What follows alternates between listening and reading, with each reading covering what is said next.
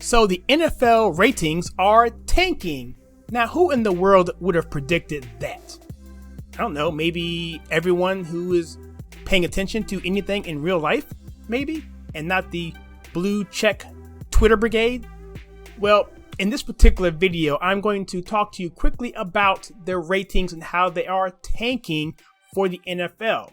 I'm going to reference two sources. One is going to be Nick Adams right here on the screen, and I'm going to reference Outkick.com or Clay Travis, his blog or his podcast. So I'm going to bring up that information. I'll put links to both of these in the description below.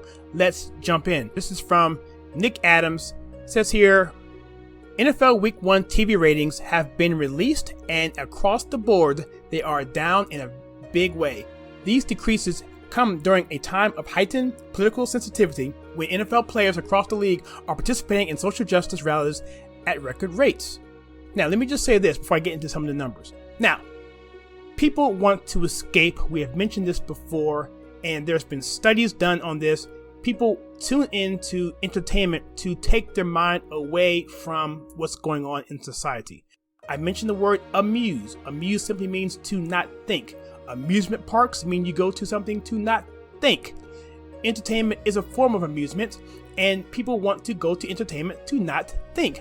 When they're forced to confront issues that they've been dealing with the entire week, they want to sit back for the first time in maybe 4 or 5 days, getting hit with social media, sit down, they have a drink, they have their popcorn ready, they have whatever it is, they're barbecuing, they're ready to get down, they sit down, and next thing you know, when they turn on the television set, they see the same issues that even if they agree with it, they don't want to think about it, because the overarching premise of all these messages is dark and dreary, and in the case of what we're seeing today, I would argue not even accurate, which is the worst part about it. It'd be one thing if it was an actual thing happening that's an epidemic in this country, that being systemic racism. In that case, then by all means, maybe we should be aware. But when you have something like that, when it's coming to you and it's fake, come on. People understand this and they don't want to deal with it. So let me go into what Clay Travis talks about here on Outtake.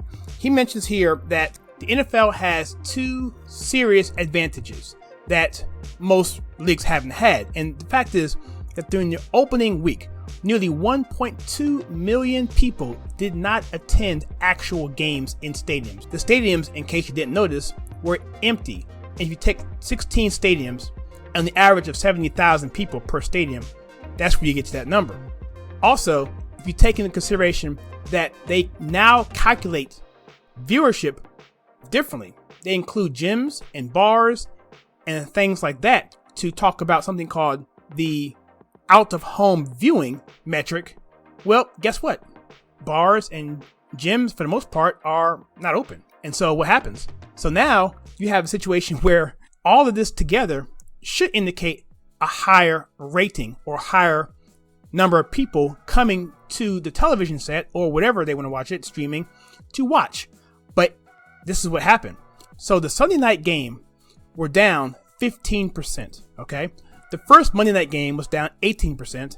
The second Monday night game was down 27%. Kickoff game on Thursday was down 10%.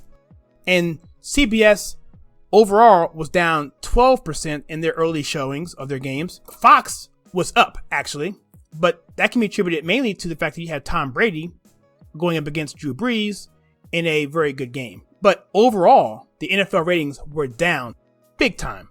So let's check this out here. It says here, the Monday night game, Steelers, Giants, 10 million, Titans, Broncos, 7 million. If you go back to 2019, you have 13.1 for the first game, and Broncos, Raiders, 11 million, roughly round that up. So there you go, your numbers there.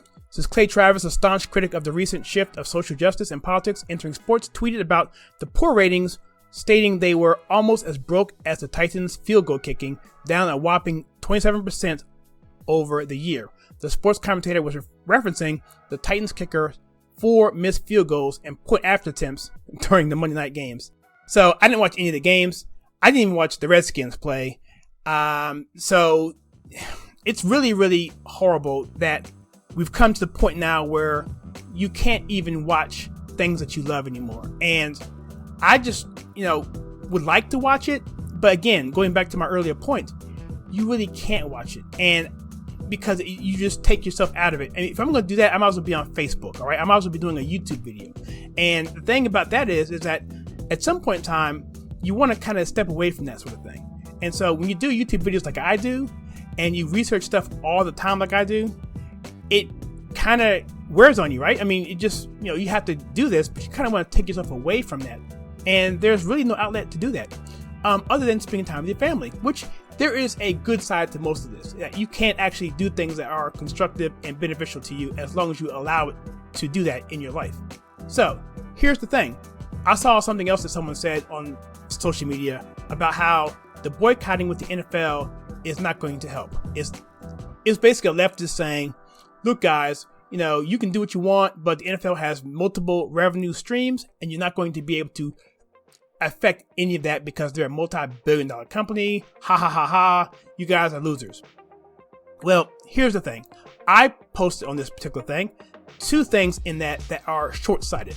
Number one is the fact that the NFL protects their brand. The NFL is one of the most tightly guarded organizations when it comes to their branding. Everyone knows this. I mean, you can't have your socks down more than one play. You have to have your shirt tucked in. There's rules for everything on the field, etiquette, everything. And that they fine you literally every week. They go through games and look at videotape, or show how old I am. They look at video of the games and make sure that everyone is compliant. If not, they will fine you. So the NFL is really conscientious about their brand. And so what they do, they protect that brand. And so when you have something like this come out, it's very, very bad for the NFL's brand. And yes, it might not hurt this year because there are contracts that are going to take place. They're going to get paid regardless. That does affect renewals, and it does affect the overall brand of the company that they're trying so hard to protect. They have to spend money to remarket that. And sometimes that kind of thing is irreversible. Think Enron, all right? There's nothing you can do about Enron to protect that brand anymore or that name. It is done. And so that's very important. That costs billions over a course of time. Number 2 to this is the fact that people who spend money somewhere else helps that other business. And so if we no longer support the NFL, that money is going to go somewhere else, and it's going to help support organizations that do serve our needs. And lastly, I would say spending money on a brand or a product that doesn't like you is just plain stupid. And so with that, what do you think about my commentary on this? What do you think about the NFL rankings being down or the ratings being down? Let me know in the comments below. Do you think it's going to be sustained? And also, do you think that because the NFL decided that they're going to skip the BLM protesting after the second week, is that going to bring the people back, or are things irreparable? Or are they going to go back on that and continue on this social justice warrior stuff for the rest of the year? Let me know in the comments below. I'd be curious to know what you think.